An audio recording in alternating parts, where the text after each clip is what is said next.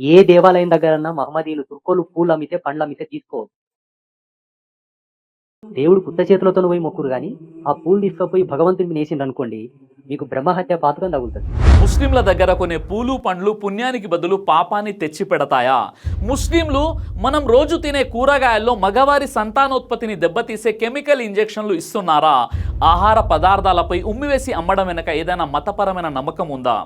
ఇటీవల సోషల్ మీడియాలో తీవ్ర సంచలనం సృష్టిస్తున్న ఆదిత్య పరాశ్రీ స్వామి గారి వివాదాస్పద వీడియోపై అబద్ధాలు ఏంటో నిజాలు ఏంటో ఇప్పుడు తెలుసుకునే ప్రయత్నం చేద్దాం. సోషల్ మీడియాలో ముస్లిం వ్యాపారులపై సంపూర్ణ ఆర్థిక బహిష్కరణ చేయాలంటూ ఆదిత్య పరాశ్రీ స్వామి చేసిన ప్రసంగం ఇప్పుడు హాట్ టాపిక్గా మారింది. చాలామంది ఈ వీడియోని ఫార్వర్డ్ చేస్తున్నారు, మరికొంతమంది నిజమని నమ్ముతున్నారు. ఈ వీడియోలో ఆయన లేవనెత్తిన అంశాలు ఏమిటి, వాటి వెనక ఉన్న ఇస్లామిక్ సమాధానాలు మరియు శాస్త్రీయ నిజాలేమిటో ఈరోజు ఈ వీడియోలో క్లియర్ కట్గా తెలుసుకునే ప్రయత్నం చేద్దాం. ఎక్కడ కూడా స్కిప్ చేయకుండా చివరి వరకు చూడండి. ఆదిత్య పరాశ్రీ స్వామి తన ఇన్స్టాగ్రామ్ వీడియోలో ప్రధానంగా ఈ ఆరోపణలు చేశారు.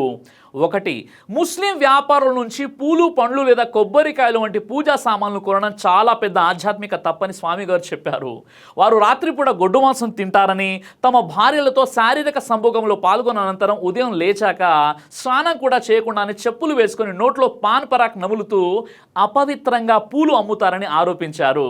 ఎలాంటి నియమాలు లేని వారి దగ్గర వస్తువులు కొని దేవుడికి పెడితే పుణ్యం రాకపోగా బ్రహ్మహత్య పాతకం లాంటి ఘోరమైన పాపాలు చుట్టుముడతాయని భయపెట్టారు. అందుకే వారి దగ్గర ఏమి కొనకుండా దేవుడికి పూలు పండ్లు లేకపోయినా పర్వాలేదు కానీ వట్టి చేతులతోనే వెళ్ళి దండం పెట్టుకోవాలని భక్తులకు పిలుపునిచ్చారు. ముస్లింల దగ్గర పూలు పండ్లు కొనకూడదని చెప్పారు. దాంతోపాటు ముస్లిం దేశాల నుండి వచ్చేటటువంటి గ్యాస్ పెట్రోల్ కూడా వాడకూడదని చెప్తే ఇంకా బాగుండేదేమో. ఇక 2, ఆలయాల వద్దే కాకుండా సాధారణ మార్కెట్లో కూడా ముస్లింల దుకాణాల నుండి ఎటువంటి వస్తువులను లేదా కూరగాయలను కొనవద్దని పిలుపునిచ్చారు. ఇక 3, హిందూ మగపిల్లలకు సంతానోత్పత్తి సామర్థ్యం దెబ్బతినేలా, వారి వీర్య కణాల నిర్వీర్యం అయ్యేలా కూరగాయల్లో కెమికల్స్ కలిపిన రసాయనాలు, సూదులను, ఇంజెక్షన్లు గుచ్చి అమ్ముతున్నారంటూ యూట్యూబ్ వీడియోల ఆధారంగా ఆరోపించారు. ఇక 4, ముస్లింలలో తమ ఎంగిలి ఉమ్ము ఇతరులకు తినిపిస్తే స్వర్గం వస్తుందనే నమ్మకం ఉందని, అందుకే వారు విక్రయించే ఆహారాలపై ఉమ్మి వేసి అమ్ముతున్నారని, పానీపూరిలో మూత్రం పోసి అమ్ముతున్నారని అంటున్నాడు. అంతటితో ఆగకుండా వారి కమ్మటి ఉమ్ము మీరు తినాలంటే, వారి రుచికరమైనటువంటి ఉచ్చ మీరు సేవించాలంటే వారి దగ్గర కొనండి అని అంటున్నారు. ఇంకా వాళ్ళ కమ్మటి ఉమ్మును మీరు తినాలనుకుంటే కొనండి. కమ్మటి ఉమ్ము, రుచికరమైన ఉమ్మును తినాలనుకుంటే కొనండి. వాళ్ళ రుచికరమైనటువంటి మూత్రాన్ని మీరు సేవించాలనుకుంటే తినండి.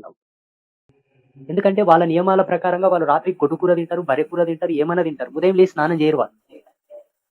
వాళ్ళకి పెళ్ళాలు ఉంటారు, పెళ్ళాలతో సంభోగం చేస్తారు, స్నానం చేయకుండా వచ్చి వ్యాపారం తెరుస్తారు.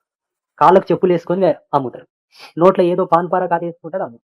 ఇప్పుడు వాళ్ళు ఇచ్చిన పూలు తీసుకుపోయి నువ్వు దేని మీద కప్పితే నీకు అనుగ్రహం ఎట్లకెళ్ళి వస్తుంది? ఇస్లాంలో శారీరక మరియు పరిసరాల పరిశుభ్రతకు అత్యంత ప్రాధాన్యత ఉంది. ప్రవక్త ముహమ్మద్ సల్లల్లాహు అలైహి వసల్లం వారి ప్రవచనం ప్రకారం పరిశుభ్రత అనేది విశ్వాసంలో అంటే ఈమాన్లో సగభాగం. సహీ ముస్లిం హదీస్ నంబర్ 223. ముస్లింలలో ఎవరికైనా అపరిశుభ్రత అవస్థ ఏర్పడినా, అంటే వారికి వీర్యస్ఖలనం జరిగినా లేదా భార్యతో కలిసినా, వారు స్త్రీ అయినా పురుషులైనా గుసూల్ చేయకుండా ముస్లింలు నమాజ్ చదవడం కానీ మసీదుకు వెళ్ళడం కానీ చేయకూడదు. పవిత్ర ఖురాన్లో అల్లాహ్ స్వయంగా ఇలా ఆజ్ఞాపించాడు, ఒకవేళ మీరు అపవిత్ర స్థితిలో ఉంటే, జనాబా స్థితిలో ఉంటే స్నానం చేసి మిమ్మల్ని మీరు పూర్తిగా పవిత్రం చేసుకోండి. ఖురాన్లోని సూరా అల్ మాయిదా సూర నంబర్ 5 ఆయత్ నంబర్ 6. అలాగే అబూ హురైరా రదియల్లాహు అన్హు వారి కథనం ప్రకారం ప్రవక్త ముహమ్మద్ సల్లల్లాహు అలైహి వసల్లం వారు ఇలా అన్నారు, ఒక స్త్రీతో సంభోగం చేసిన తర్వాత స్నానం చేయడం తప్పనిసరి అవుతుంది. సహీ బుఖారీ హదీస్ నంబర్ 291. ప్రవక్త ముహమ్మద్ సల్లల్లాహు అలైహి వసల్లం వారి యొక్క భార్య అయినటువంటి ఆయిషా రదియల్లాహు అన్హా వారి కథనం ప్రకారం ప్రవక్త గారు భార్యతో శారీరక సంబంధం తర్వాత ఉదయాన్నే నమాజ్ కంటే ముందు తప్పనిసరిగా చేతులు కడుక్కొని ఆ తర్వాత వజు అంటే నమాజ్ కోసం చేసే శుద్ధి చేసుకున్న తర్వాత ఒళ్ళంతా నీళ్లు పోసుకొని తలంటు స్నానం చేసేవారు. దీనినే గుస్సూల్ అని అంటారు. సహీ అల్ బుఖారీ హదీస్ నంబర్ 249 మరియు 257. ముస్లింలలో ఎవరైనా గుస్సూల్ స్నానం చేయకుండా ఉదయం ఫజర్ నమాజ్ చదవడం అసాధ్యం. ఎందుకంటే ఇస్లాం ధర్మంలో పరిశుభ్రత అనేది విశ్వాసంలో సగభాగమని ప్రవక్త వారు చెప్పారు. కాబట్టి ముస్లింలు భార్యతో కలిసినప్పుడు లేదా అపరిశుభ్రంగా ఉన్నప్పుడు ఖచ్చితంగా తలంటు స్నానం చేసిన తర్వాతే ఇంటి నుండి బయటికి రావాలి, తమ వ్యాపారాలు చేసుకోవాలి, అలాగే నమాజ్ కూడా చదవాలి. ఇంత పరిశుద్ధమైనటువంటి ఇస్లాం ధర్మం ముస్లింలపై ఈ విధంగా అనుచితమైనటువంటి వ్యాఖ్యలు చేయడం వారి యొక్క అవగాహన రాహిత్యానికి పరాకాష్ట. ఇక ఉమ్మడం అంటావా, వాళ్ళ దాంట్లో ఒక ధర్మం ఉందంట. వాళ్ళ ఇంగిలి ఎవరికని ఇచ్చి తినబెడితే వాళ్ళకి స్వర్గం వస్తుందని ఇది ఉందంట. పిచ్చ ఉమ్మి అమ్మిస్తురు బయట. ఇక రెండో ఆరోపణ గురించి తెలుసుకుందాం. ఆహార పదార్థాల్లో ఉమ్మి వేయడం ఇస్లాంలో ఖచ్చితంగా నిషిద్ధం, అంటే హరాం.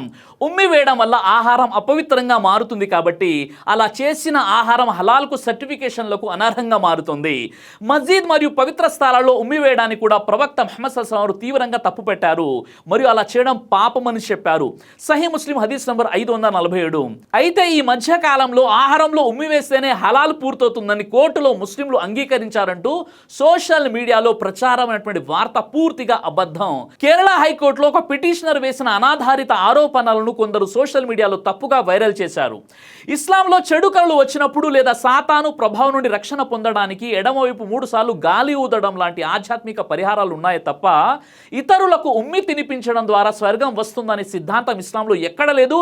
పైగా ఇలా చేస్తే అది పెద్ద పాపం అవుతుంది. ఒకవేళ ఇలా ఉంటే ఎక్కడ ఉందో ఆధారాలతో నిరూపించండి. ఎందుకంటే మీకు యూట్యూబ్ లో కొడితే కొన్ని లక్షల వీడియోలు వస్తాయి. మూత్రం పోసి అమ్ముతున్నారంట. ఇట్లా మగ పిల్లలకు సొర పిల్లలకు వీర్యం పనిచేయకుండా సంతానోత్పత్తి కాకుండా ఏమో సూదులు వేస్తున్నారంట. కూరల కెమికల్స్ కలిపి అమ్ముతున్నారంట. మళ్ళీ ఓన్లీ హిందువులకే. ఇప్పుడు స్వామి గారు చెప్పిన కెమికల్ ఇంజెక్షన్ల వాదన వెనుక ఉన్న శాస్త్రీయ నిజాలను పరిశీలిద్దాం. కూరగాయల ద్వారా లేదా వాటికి ఇంజెక్షన్లు ఇవ్వడం ద్వారా మగవారిలో వీర్య కణాల ఉత్పత్తి నిలిపివేయడం లేదా సంతానోత్పత్తి సామర్థ్యం దెబ్బతీయడం అనేది శాస్త్రీయంగా అసాధ్యం.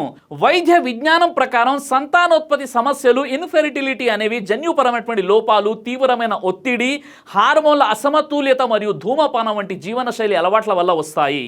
అయితే ఆధునిక వ్యవసాయంలో కూరగాయలపై వాడే విపరీతమైన పురుగుల మందుల పెస్టిసైడ్ వల్ల వీర్య కణాల నాణ్యత దెబ్బతినే అవకాశం ఉందని శాస్త్రీయ పరిశోధనలు చెప్తున్నాయి. ఇది ఏ ఒక్క వర్గం చేసే కుట్ర కాదు, రసాయనిక వ్యవసాయం చేసే ప్రతి చోట ఉండే సాధారణ సమస్య. దీనికి పరిష్కారం సేంద్రియ ఆర్గానిక్ ఆహారాన్ని ప్రోత్సహించడమే తప్ప మతపరమైన ఆర్థిక బహిష్కరణలు కాదు. అయితే ఆహార పదార్థాలలో ఉమ్మి వేయడం లేదా మూత్రం కలపడం వంటి ఆరోపణలు ప్రజల్లో అసహ్యం, భయం మరియు ఆగ్రహం రెచ్చగొట్టే విధంగా ప్రచారం చేయబడుతున్నాయి.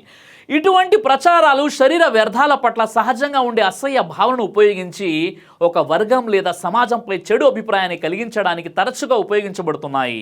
ఒకవేళ ఎవరైనా వ్యక్తిగతంగా అపరిశుభ్రంగా ఉంటూ ఆహారాన్ని కలుషితం చేస్తే చట్ట ప్రకారంగా వారిపై ఆహార భద్రతా ప్రమాణాల చట్టం FSSAI కింద కఠినమైనటువంటి చర్యలు తీసుకోవచ్చు. ఇది దేశవ్యాప్తంగా అన్ని వర్గాల వ్యాపారులకు వర్తిస్తుంది. కేవలం కొన్ని వైరల్ వీడియోలను చూసి మొత్తం సమాజాన్ని లేదా ఒక వర్గాన్ని అనుమానించడం సరైనది కాదు. సాధారణంగా యూట్యూబ్, ఇన్స్టాగ్రామ్ లాంటి సోషల్ మీడియా యాప్స్లో ఒక పద్ధతి ఆల్గోరిథం ఉంటుంది. ఇది భయపెట్టే లేదా గొడవలు పెట్టే వీడియోలను జనాలకు ఎక్కువగా చూపిస్తుంది. ఈ స్వామి గారు చెప్పిన మాటలు విని భక్తులు కూడా నెట్లో అలాంటి వీడియోల కోసం వెతకడం మొదలు పెడతారు. అప్పుడు వారి ఫోన్లలో అవే వీడియోలు మళ్ళీ కనిపిస్తాయి. దీంతో భక్తులు స్వామి గారు చెప్పిందే నిజం అనుకుంటారు. అందుకే నెట్లో కూడా ఇవే వీడియోలు వస్తున్నాయని ఒక తప్పుడు విషయాన్ని బలంగా నమ్మడం మొదలు పెడతారు. సోషల్ మీడియాలో ముస్లిం వ్యాపారులు మాత్రమే ఇలాంటి పనులు చేస్తున్నారని ప్రచారం జరుగుతుంది. కానీ అన్ని మతాల్లో కొంతమంది ఇలాంటి దుర్మార్గులు మనకు కనిపిస్తున్నారు.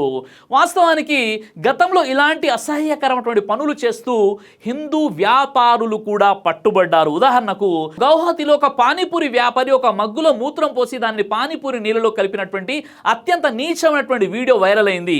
సోషల్ మీడియాలో అతడిని ముస్లిం వ్యాపారిగా ప్రచారం చేశారు. పోలీసులు ఈ కేసును దర్యాప్తు చేయగా అరెస్ట్ అయినటువంటి ఆ పానీపూరి వ్యాపారి పేరు అక్రుల్ సాహిన్ అని తేలింది. అతను హిందూ సమాజానికి చెందినవాడని పోలీసులు స్పష్టంగా నిర్ధారించారు. అంతేకాదు గుజరాత్లో పానీపూరిలో మూత్రం, టాయిలెట్ నీళ్లు కలిపి విక్రయిస్తూ పట్టుబడినటువంటి చేతన్ నంజీ మార్వాడి అనే హిందూ వ్యాపారికి కోర్టు 6 నెలల జైలు శిక్ష విధించింది.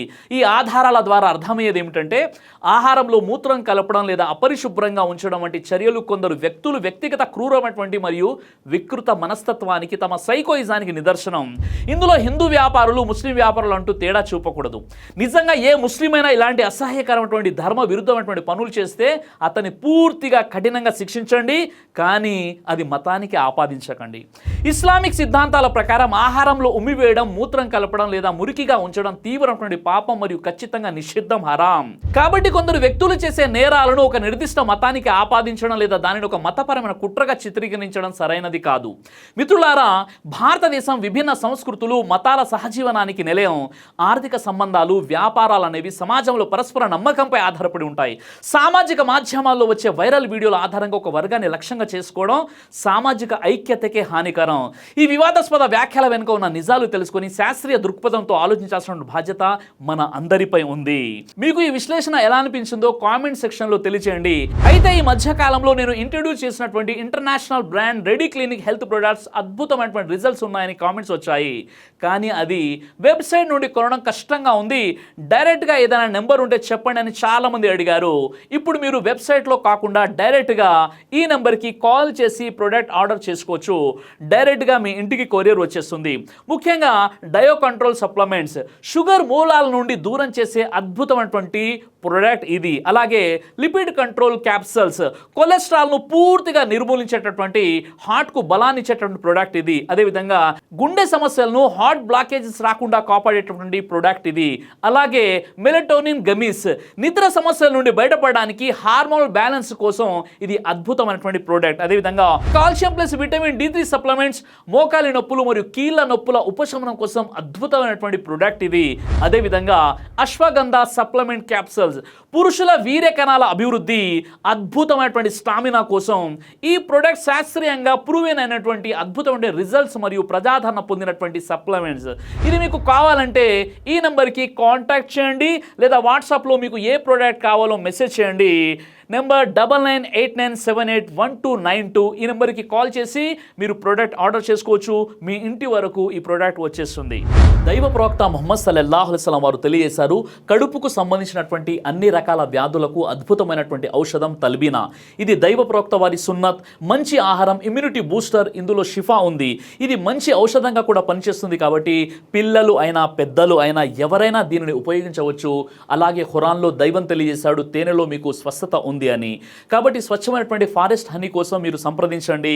అలాగే పురుషుల కోసం ప్రత్యేకంగా తయారు చేయబడినటువంటి షాహీ హల్వా, ఇది లైంగిక సమస్యలను దూరం చేసి శృంగార సామర్థ్యాన్ని పెంచుతుంది, మీ దాంపత్య జీవితంలో మంచి అనుభూతినిస్తుంది. ఇందులో ఎలాంటి సైడ్ ఎఫెక్ట్స్ లేవు. ఇది కంప్లీట్గా హెర్బల్ ప్రొడక్ట్స్తో తయారు చేయబడినటువంటిది. కాబట్టి స్క్రీన్ పై కనిపిస్తున్నటువంటి ఈ నెంబర్స్కి కాల్ చేసి మీరు ఇప్పుడే ఈ ప్రొడక్ట్స్ని ఆర్డర్ చేసుకోవచ్చు. కొరియర్ ఫెసిలిటీ కూడా ఉంది. ఆలస్యం ఎందుకు, వెంటనే ఆర్డర్ చేయండి.